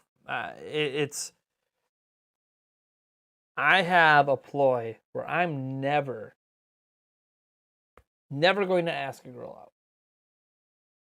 I have asked girls out, of course, but I'm saying that it's been a long time. And why has it been a long time? Well, beyond the fact that I've had the same girl for 10 years, it's that I have a methodology to my madness. I value myself highly. I am very confident in who I am and what I do and what I bring to a relationship. I think I'm a really good guy. I know how I'm going to treat the person I'm dating. I know the kind of father I can be. I know the kind of everything. I know the kind of person that I am in a relationship because I've been in serious relationships. I was in a serious relationship in high school. I know what kind of person I am. So I know that I'm not like a lot of the other guys that are just using women for sex or whatever else, or just, if they're not using them for that, they get into that honeymoon phase or that infatuation phase, and then once that ends, things gonna fall apart. There's lots of fighting. That's not who I am. I know what I am. I know what value I bring to a real relationship. So I value myself so highly that I don't feel like I need to ask them. They should be asking me. Now, if I was like Eric can wait around forever for someone to ask him. I will sometimes make the first move and let them know I would like to date them. But I always go with the caveat, man, I really like you and I'd like to ask you on a date, but I already know you're going to say no, so I just want to let you know how I feel, be honest with you. If you want to be just friends, we never need to talk about it again, it's all good. And you just let it sit like that. You don't get your hopes up. You don't start sitting there counting down the time, waiting for the text, waiting for the phone call, waiting for the next time you hang out for them to be like, oh, I want to go out with you. Just let them know how you feel and just assume it's a no and move on with your day. Don't ask them out. And you know what happens? Because you had the courage to tell them how you feel and to tell them why you didn't think they were good enough or your type or whatever, because you had the courage to do that, what ends up happening is the girl sits on that. They go home and they go, God, he's such a nice, honest guy. Huh. Man, maybe I should ask him out. Even women that prefer men ask them out. You'd be surprised how often it can work if you just let them know early that you're interested, but that you're never going to ask them out because you know you are not their type. Even if you think you are their type. Doesn't matter. Whatever excuse you want to give for why you won't ask them out. Have the courage to let them know you're interested, but don't, never actually pop the, hey, will you go out with me? You want to go out this Saturday? Now, once they ask you out once, you can initiate the talk for the second date. But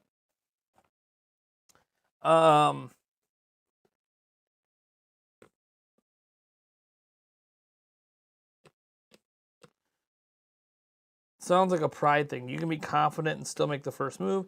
We want a guy that makes the move. Yeah, so you're still I still make that move to let them know I'm interested, but I just will not make the will you go out with me move, or do you want to go on a date, or do you want to get coffee, you want to get a dinner.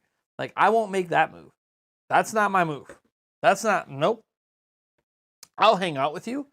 We can get some drinks, we can get to know you, not be on dates or anything wherever I meet you at, and I'll let you know if I'm interested. But I'm never going to ask you out. I'll let you know.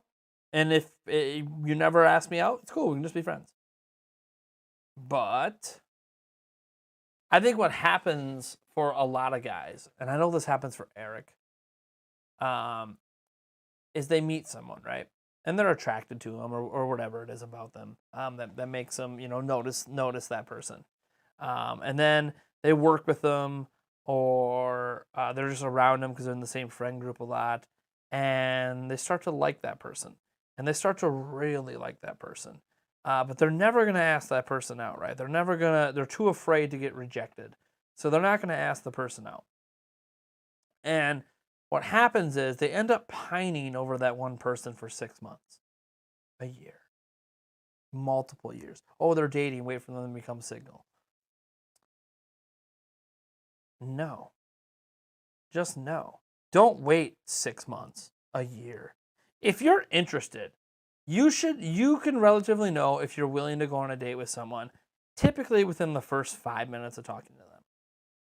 In general, you can be like, man, I'm interested to get to know this person more. I kind of want to go on a date.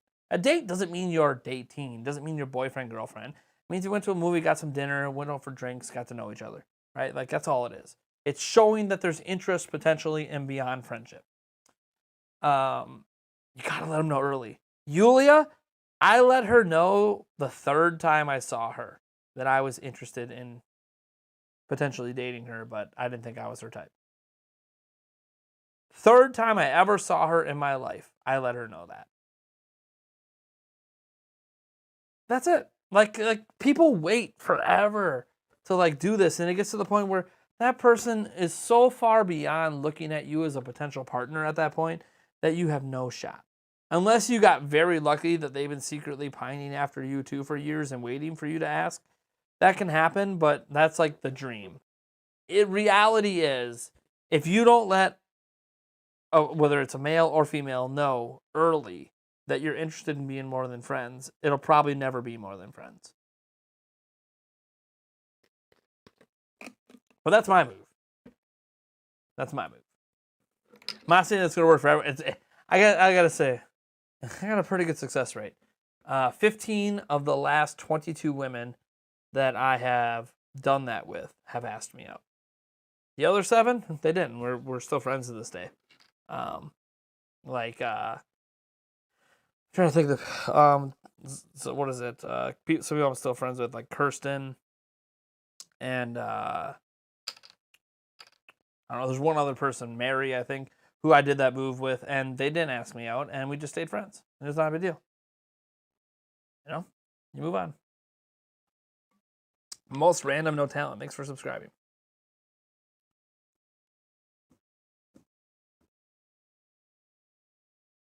Anyone notice that he can talk for hours and hours without even paying attention to the comments? I do pay attention to the comments. I do pay attention. That's a mistake a lot of people think, is that I don't pay attention. I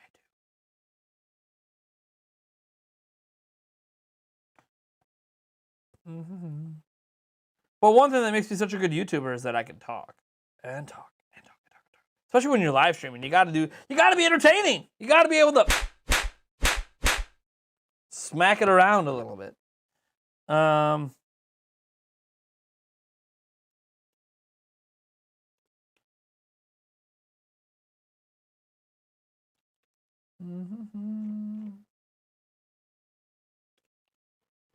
right, you guys got any more questions? It is Q&A. Oh, we're at 99 likes. Man, we're almost at 100. You guys got any questions? Got any questions? Now's the time to pop off with the questions, folks. Or I might just call the stream a little early tonight. Go watch some shows. All that jazz. And just liked because of the good dating advice. As an incoming college freshman, I'm really appreciative. I mean, again, I can't guarantee that how I handle things is going to work. It's not going to work for everyone. There's a lot of, even me, like being overweight and stuff, like confident in who you are. Dress well. If you guys notice in a lot of my videos, I dress pretty well. Why? Dressing well is usually tantamount to how you feel about yourself. So if you are in college and you show up wearing, gym shorts, which can be fine, but then some shitty stained AC/DC shirt or whatever, like, it kind of shows that you don't really care about yourself. And if you don't care about yourself, other people probably won't care about you either. So like, or a stained video game shirt or whatever. Like, I'm not saying that you need to dress up all the time and that I dress up all the time. I would say this isn't very dressed up. It's just a collared shirt. But like, sometimes I do just walk around like the black t-shirt or whatever. But I'm not trying to impress anyone really anymore. I try to look good for Yulia, but I mean, like 24/7, 365, if I'm around people, I like to present myself in a way that makes me feel good. And what makes me feel good? Dress nice. You don't have to dress with my style. The style I use is my style. No one else has to use that style. But, dress nice, be confident in who you are. Don't be afraid to let people know, like, almost right away that you're interested in dating them or whatever, and just move on. If you let them know early enough, you don't have to be disappointed when they say no or if they never ask you out, because who cares? You barely know them, right? The disappointment comes when you are pining after them for a long time and then finally ask and they say no, that hurts. You do it before you have an emotional attachment. Works. At least it works for me. We had a super chat come in.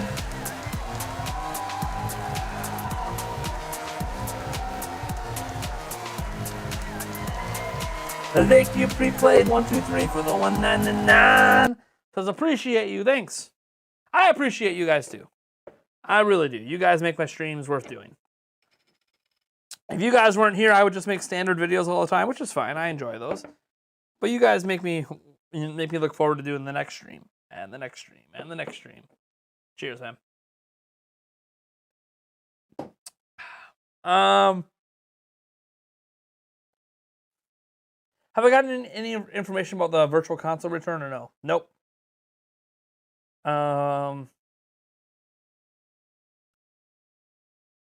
There are rumors of Nintendo Switch Online revamp. Yep, those rumors have been around for a while. Nothing's happened yet. Ice Sonic says, do you think that game developers will go towards the Steam Deck if the sales are good? And what are your thoughts on how developers will make games for it or not even care? They're not going to care. Steam Deck's just using off-the-shelf PC parts. They're not going to care. Developers aren't going to give a shit. They're just going to make their games for PC. If it runs on it, it runs on it. If it doesn't, it doesn't. Developers won't care. It's not specialized hardware. It's literally just a PC.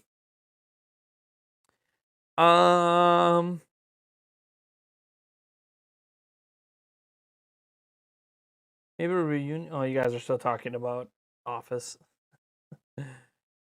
It's a PC from a PC company. Yeah. Nothing's going to be made specifically for it. I don't think there'll be any Steam exclusives either. Nothing's going to be made that's just for that hardware. It'll be made for PCs. And it might just happen to be able to be played on there. Paul Gale Network says, any wedding date set between you and Yulia? Waiting for COVID era to end to have a ceremony. So, yeah, the wedding stuff has been interesting. So, when we were in Vegas, obviously we had a long debate whether we should just elope. And I had a marriage license and everything. And then we just decided that it would be a pretty big letdown to both of our families if we eloped, even if we did a ceremony later. They both want us to get married by a priest and all that stuff, which, all right, whatever. We can figure that out. So we want to get married August 21st of 2022. In case people aren't aware, August 21st is our anniversary. Anniversary of our first date. So August 21st coming up. I mean, that comes up quick, 18 days. God damn it, 18 days. I got to figure out what I'm going to do for Yulia. This is a big one, by the way. In 18 days, that's our 10-year anniversary.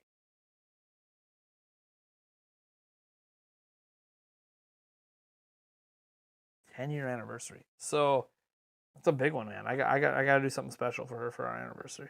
We're not going anywhere. I got to do something special for her. Get her something special. Do something special. Do something different. Maybe I'll have you guys help me come up with some ideas later. Anyway, so we got our 10-year anniversary coming up. So we were hoping that to use August 21st as also the wedding date. You know, the first date and wedding date. That's what we want. The problem is a lot of venues are booked up. We've looked into venues. A lot of venues are booked up. So many people are trying to get married now that COVID restrictions have dialed back. So we're having a hard time getting a venue and all that. So I'm not so sure if that August 21st date's going to happen. So I don't want to like lock it in that, yep, August 21st, 2022 is when it's going to happen. It's when we want it to happen. Whether or not it does, we'll see. We'll see. Hopefully.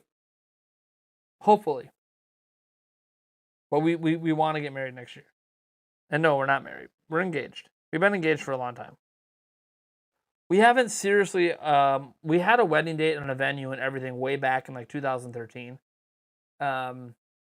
Yulia got cold feet, so we canceled that. And we haven't really seriously tried to get married since. We've been together the whole time. We've had our ups and downs and other things going on. Had more kids. but we've never actually seriously we're going to get married until now. We've like literally talked to priests, we've talked to wedding venues, we see what our down payment's going to need to be on a venue and all that. So like we've actually made movement on getting married for the first time since 2013. So this is something that we both want to happen. We both want it to happen soon. We don't want to keep waiting years and years and years and years. We don't, we do. Yulia does want to lose a little weight. She has a wedding dress already. She wants to lose a little weight to look even better in her wedding dress. I think she already looks gorgeous the way she is, but that's the way it is. Women want things to be perfect. I guess I should probably lose some more weight too, so I can look a little more fly in my tux.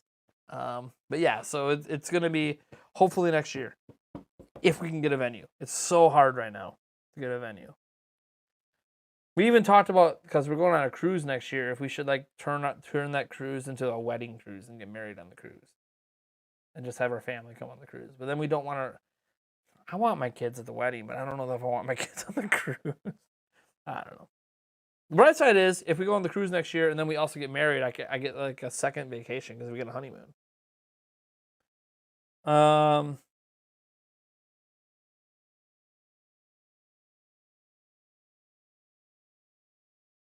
Do you know if Metroid Dread Special Edition will be in stock again? I maybe after launch.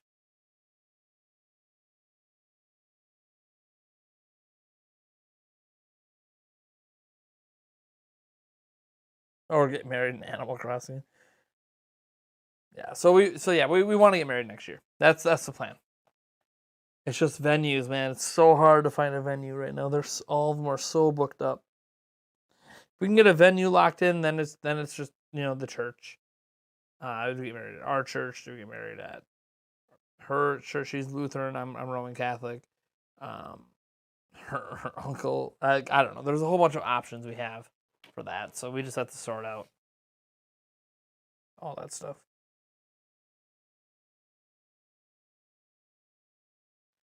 Any more questions? I think that might be it. I think things have really died down. The chat is going slow. I think we've reached the inflection point. I don't know much people. I know how much people love Metroid, so I'm buying Metroid Dread just to support the series. Have you ever played it before? Have you ever played Metroid before? You might end up really liking it. Yeah, I don't have the special edition for Metroid. I don't even have Metroid Dread pre-ordered right now. So. Hey, we gained a couple new members tonight. Thank you so much to the new members that joined. I appreciate it. We are 10 away from our goal, and then we'll do a giveaway when we hit 100. So that'd be great. Let's just keep that goal growing. Instead of doing 5 per stream, we'll just have an overall goal. So I think once we hit 100 and we do a giveaway for that, maybe I'll make the new goal like, I don't know, 120 or something, and then we'll have like a month to hit that, and we'll see what happens. Nothing on the reboot at this point in time. It just doesn't exist. Must be talking about The Office still. I know you guys are passionately talking about The Office and bringing it back and yada, yada,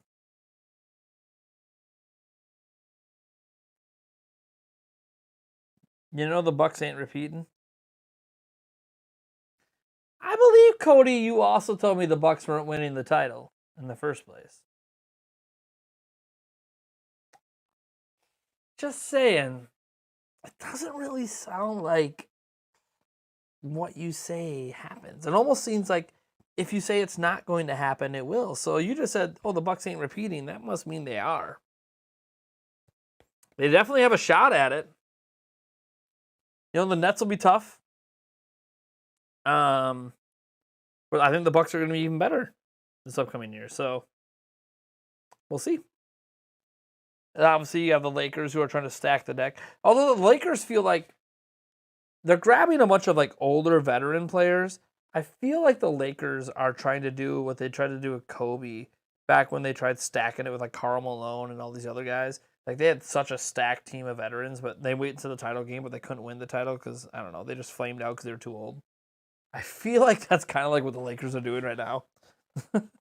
So I feel like they might get to the title game and then lose again this year to someone from the East. But you had Suns in 5. So you weren't one of those Suns in 4 guys? Suns in 4. You mean Suns lose 4 in a row? Hey, I've been there as a Bucks fan, man. We lost 4 in a row to Toronto, so.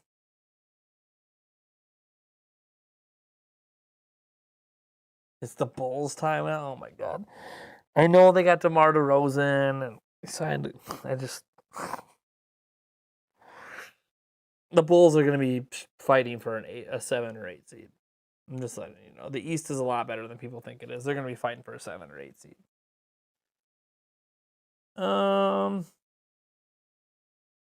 Knicks in 7. There we go. There we go. We're getting all the NBA fans out in here. Knicks in 7. Bucks in 6. People think Nets are going to sweep all the way. Where's the Philly fans? Philly, you don't believe in your team? You still have Ben Simmons and Joel Embiid. You don't think they're going to take you to the promised land? Tobias Harris running it back yet again. Be cool. Oh yeah, you guys are still talking. Man, The Office is a great show, so I don't blame that conversation for just going and going and going and going. Just keeps going. I'd support the Knicks because of D Rose. Are you like an OG? Are you like a Bulls fan through and through?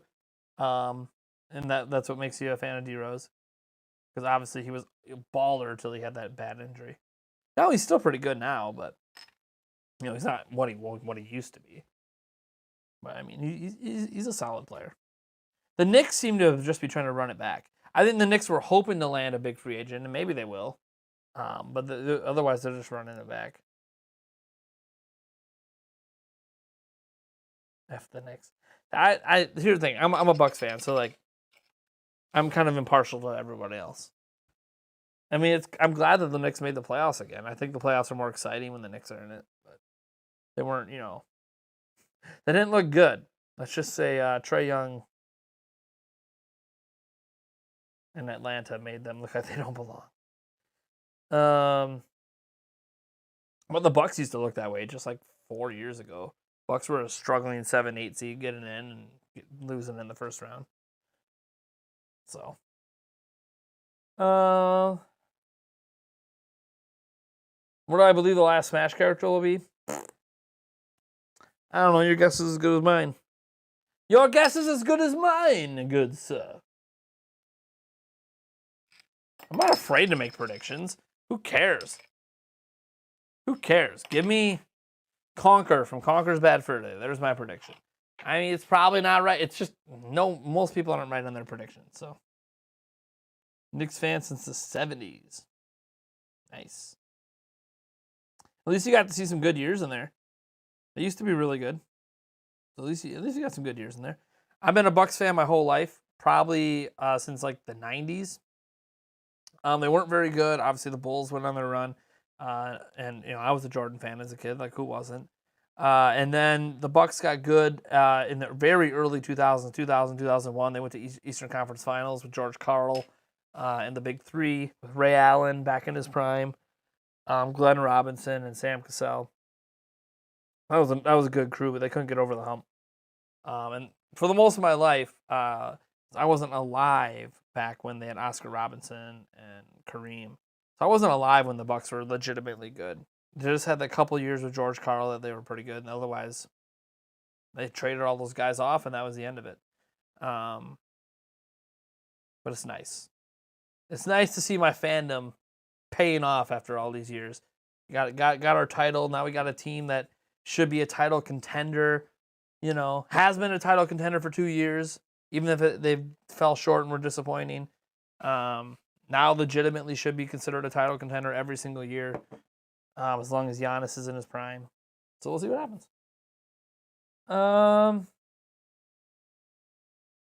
One of my hopes for Metro Prime 4, that it doesn't suck. It's been a long time, and I'm really afraid that it's not going to be very good.